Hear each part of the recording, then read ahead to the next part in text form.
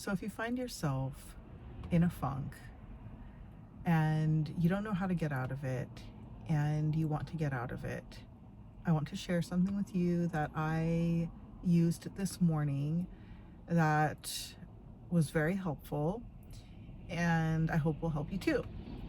So, I am a big, long-time lover, a fan of Tony Robbins, so much so that I became certified in NLP, which is neuro-linguistic programming, which is the, like, it's the, it's what Tony has used to help people for so long. I'm not even a fraction of being as good with it as he is, but I was trained in it enough to know why it works and why it's helpful. So I'm going to explain what the thing is, and then why it's effective and why I recommend that you try it if you're feeling in a funk and if you feel called to do it. Obviously, if you don't feel called to do it, don't do it, because this is your life. Whatever I have to say, whatever anyone has to say, take what works for you, use what works, and discard the rest.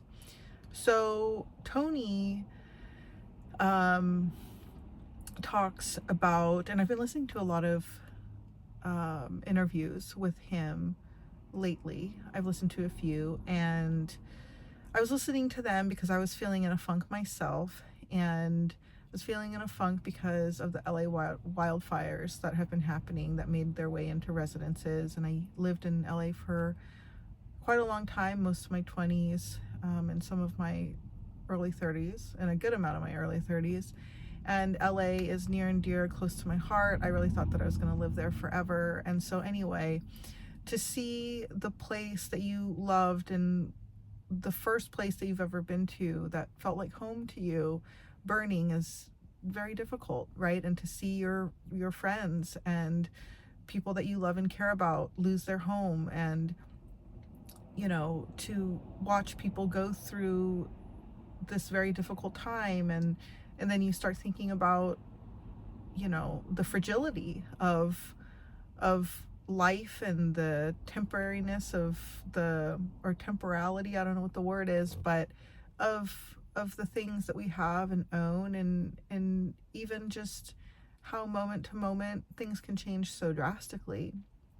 And so I was really feeling in a funk, and I was thinking about all of these things, and I would be up late at night and just I would think about all of the things that were going wrong and that I couldn't control, and it made me feel really powerless, and it started to make me feel it started to make me lose hope, or I started to lose hope. And because nothing can make us do anything, right? It's that when we think about something, there's always a decision. And so this is the thing that can help you feel a lot better. It's understanding that there is a decision in moment to moment of what we choose to focus on. And one of the things that Tony talks about is how we don't experience life, we don't live life, we experience the part of life that we focus on. And two people can be in, for instance, traffic, and one person can be sitting there with their hands gripping the handle and just cursing, the world, and focusing on how, the time is ticking and they're so late and they're not getting anywhere. And there can be another person who is sitting in the same traffic, also has to go to work and also is dealing with a lot of different things, but choose to turn on the radio and listen to some music. They're like, well, I'm stuck here anyway, right? Might as well dance to some music and have some fun. And listen to a podcast that I love and enjoy, and find a way to shift the experience from thinking about all of the terrible, what's terrible about the situation, and shifting the focus into, what different meaning can I create out of this situation. And that's the second aspect of what Tony talks about, is like, you shift what you focus on, and then assigning a different meaning to the experience that you're having, because the quality of our life, as he says, is determined by the quality of our emotions. And so, it's hard to feel really good when we're choosing to focus on the things that to choose to focus on the negative parts of what we don't want to be experiencing. And so something that, because I've been aware of this for some time, but one of the things that I struggled with was like, okay, well, what if you feel like you're in deep? Like, what do you do if you feel like you're in deep in the aspect of focusing on the negative, and it feels hard to like dig yourself out? One of the aspects that I realized through listening to these interviews, as I was listening to these Tony Robbins interviews this week, some from even a year ago, was that there's a physiological aspect, your body, right? That's so important when you want to make a shift, because it's one thing to know something in your mind, but it's something else entirely to feel and experience something in your body. And when you experience something in your body, you know it in a different way. So an example would be like snow. What snow is when you think about snow. It's this white stuff that falls from the sky, and it's and it's fluffy, and it can be blizzardy, it can be light, it can be whatever. And then there is the knowing, where you have touched, been in, felt the cold, tasted, even if you've ever had a snow cone, like, what snow is. You know what it feels like to be cold in your bones, right? And so the way to get ourselves to a place where we're coming out of our funk is to start with our body. It's one of the ways that we can get ourselves out of the funk, is to get ourselves out of our bodies, get ourselves into our bodies, rather, to get ourselves out of our heads and connect ourselves to our hearts, because our heart is where truth lies. And sometimes we think that truth comes from thinking about things, but our mind is really just a tool. And our mind, depending on the habits that you've created and the things that you've experienced in your life and what you've reinforced over and over again, your mind can also lie to you. So you want to get out of your head. As he also says, this is a big Tony video today because I love Tony, and he was dropping so many truth bombs that I want to share them with you, is that when stay in your head, you're dead. And so we want to get out of our head, because our head is wired to help us look for problems, and because that is what that's what our brain believes will keep us safe. It's wiring from thousands and thousands of years.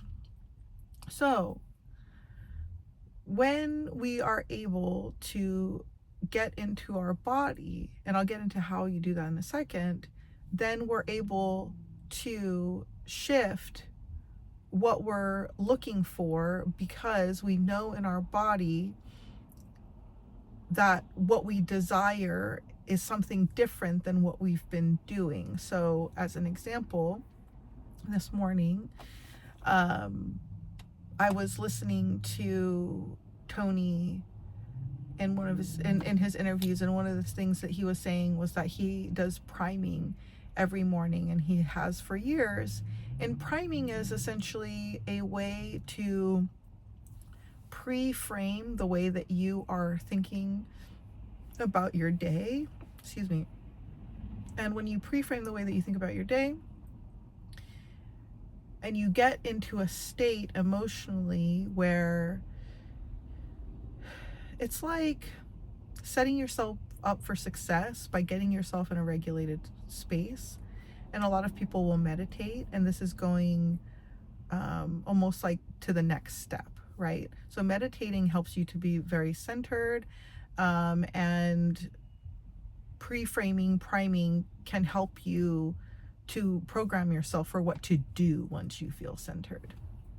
And it also helps you in the exercise that he has available. It will help you to do the centering, and in a bit of a different way. It's almost like it's like a meditation, but like an active meditation, if that makes sense. So anyway, if you want to do this, he has it as TonyRobbins.com/priming, and it starts kind of funny because he's like breathing and you're like, what is he doing? But if you want to see what he's doing, I think you can also go into like YouTube and type in like Tony Robbins priming, and watch him do that breathing exercise that he does. But you're like lifting your arms up and down, and it helps you, like, it essentially like pumps, it changes your breathing, it changes your heart rate, and basically it's priming you, and it's regulating your nervous system so that you can set yourself up for success for the day. And it's hard to explain without you experiencing it. But because, and he talks about this too, when we're in a funk, our physiology, our body is typically something like this, like,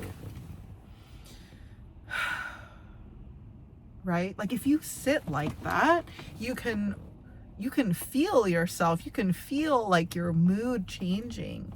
And so what we want to do is, it's almost like a balloon, like taking a deflated balloon, and through priming, you're gonna, I mean, literally he does that sound. So it is like blowing up a balloon almost, like you're blowing yourself up, and you're getting yourself focused. You're getting yourself first focused, and it helps you as you go through your day. Your subconscious knows what you're looking for, because he goes from that priming of breathing exercise to a healing exercise to, or is it gratitude or healing? It's like healing and then gratitude, or maybe I'm having them backwards. And then action items. So essentially, like, you're going through like all this whole process in like 14-15 minutes, and it sets you up so that you're going through your day and you know what to focus on. So your brain isn't just like out there unleashed, just running around, right? Like a monkey, just like on the loose, like caca, right? Or that's more like a bird. But it's like you have context and framing around what it is you're looking for in your day. And man, did that help me so much. It like helped me to let go of, it helped me let go of some emotions and some experiences and things that have not been serving me.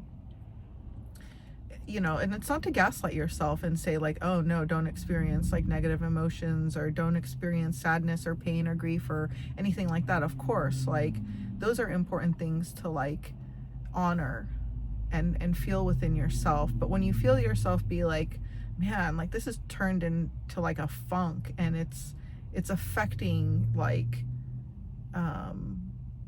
it's really starting to affect me in a way that I feel like that I don't want it to, then doing this can be really, really helpful, because we're incredibly intelligent beings, as humans, right?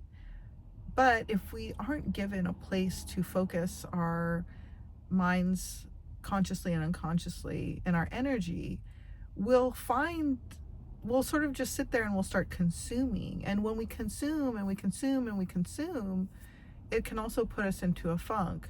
But doing this whole routine can help you to go from like consuming mode to producing mode. And that's exactly why I'm here right now making this video, because I've been feeling so tired of just like consuming, and I'm like, okay, I've consumed enough. I've been watching a ton of interviews. I've been, scrolling on YouTube Shorts. I've been going through Instagram, and I've curated all of those things to be primarily very encouraging, positive things. Because before it wasn't always the case. Like I had, a bunch of things that I would follow, and I wouldn't feel very good after even just a little bit of watching some of that stuff. But I've curated all of my social media and things like that to where it's things that are encouraging to me. But even that, after a while, it's like, man, I feel full. Like I feel really full. Like almost when you've had just too, like when you've eaten so much and you're like, ugh, like I want to go for a walk. I want to go for a run. I want to go dance. I want to go do something. And that's like producing mode. You want to go out there and you want to do something. And when I go and I gather and I gain this perspective and hear the wisdom of others, I'm like, okay, like let me go do that. Let me go practice that. Let me